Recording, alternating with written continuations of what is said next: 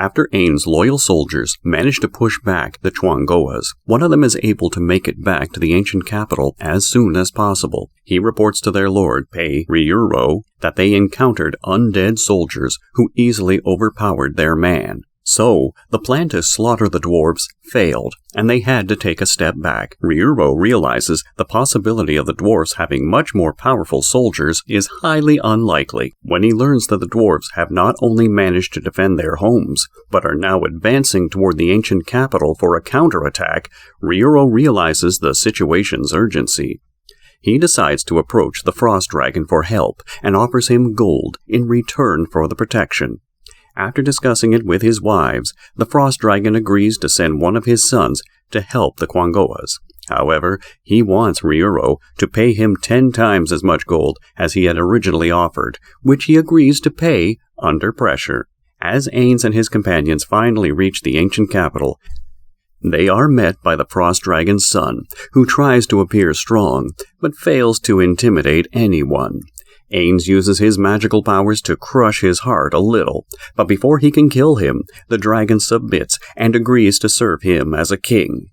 At this point, Ains and Firebeard have severed their ties with Shaltir and Aura, whom Ains had entrusted with the mission of subjugating the Chwangoas.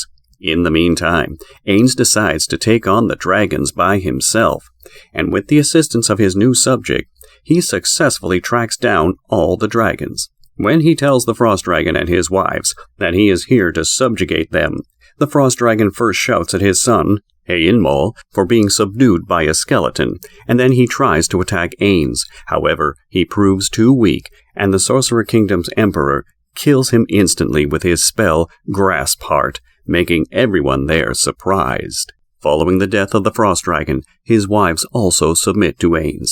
However, when the rest of the dragons are called, one of them decides to fight back and ends up dying the same way as the Frost Dragon. After that, no one dares to question Ains' authority, and he can finally claim to have subjugated the dragons. Once Shaltir and Aura finally reach the center of the ancient city, they can see the thousands of houses left behind by the dwarves that the Chwangoas now inhabit. The former uses her powers to alter the atmosphere, following which the Chwangoas finally come out naturally puzzled by the inexplicable change. Meanwhile, Shaltir mentions the possibility of a strong enough enemy that has previously managed to take down 2 undead warriors. On the other hand, Aura clarifies that this conclusion is highly improbable, that they did not find the footprints of the pair on the other side of the bridge, which suggests that they may have fallen off the bridge while attempting to cross it. Shaltir realizes that Ain's conclusions are wrong, but Aura mentions that he realized it long ago, but he decided to keep it a secret from her so that she could gain experience from it. Shaltir is taken aback by the revelation and feels extremely grateful that Ains thinks so deeply about the people he rules. The duo then confronts the Chwangoas and tells them about Ains' conditions. Ryuro, the leader of the Chwangoas, decides to talk to them after noticing they are approaching them. Shaltir and Aura let him know that the ruler of the Sorcerer Kingdom has sent them to subjugate them, and that if they do not comply with the demand, they will be put to death. Unfortunately, the situation becomes dire when they reject the conditions because they have no interest in joining the Sorcerer Kingdom. This leads Shaltir and Aura to decide to kill off the remaining Chwangoas, until only 10,000 are left. Shaltir goes on a killing spree and utterly eliminates anyone who comes within range of her weapon, while Chwangoas launch the alleged attack. Within a few seconds, it becomes clear to Ryuro that they have no chance, and they wait for the massacre to end. When only 10,000 Chwangoas are left, the battle finally ends, and by that time, Ryuro has accepted the conditions. He feels that until they have a few thousand individuals of their species left, they can always start an uprising sometime in the future. So, the surviving Chwangoas half-heartedly pledge to Ains, who arrives there just after the massacre. At the Riesti's kingdom, Prince Zanak discusses the present political climate with his sister. He expresses his concern that the Sorcerer Kingdom has significantly increased its agricultural production using undead soldiers. They have even begun to help the theocracy with supplies, which is ultimately not good for the Riesti's kingdom.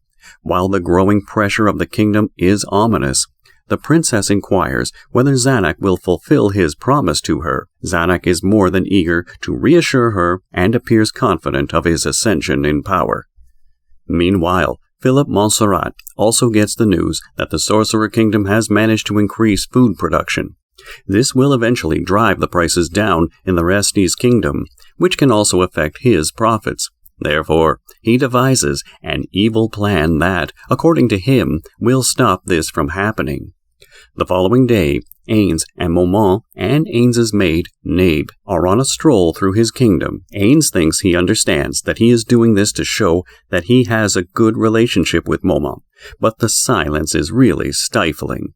He doesn't want to speak with Pandora's actor, who is acting as Momon at the moment, so Ains asks Nabe if she had visited the orphanage that Yuri suggested. So Nabe tells him she didn't. Ains proposes to go there on their stroll, but suddenly he gets the message that Lady Albedo is requesting his return to the Great Tomb of Nazarick as soon as possible. After arriving there, Albedo tells her she has gathered all the floor guardians before him. Then ask them to raise their heads, and ask Albedo to tell him why she has gathered everyone here. Ains then learns about the attack on the carriages that were carrying supplies, and is naturally infuriated, as all of them had the flag of the Sorcerer Kingdom. He sees this as an offense against him and his kingdom, which has become quite powerful in the last few months. He is shocked when she explains that the culprit is a noble whom they were trying to use to seize power in the Riesti's kingdom.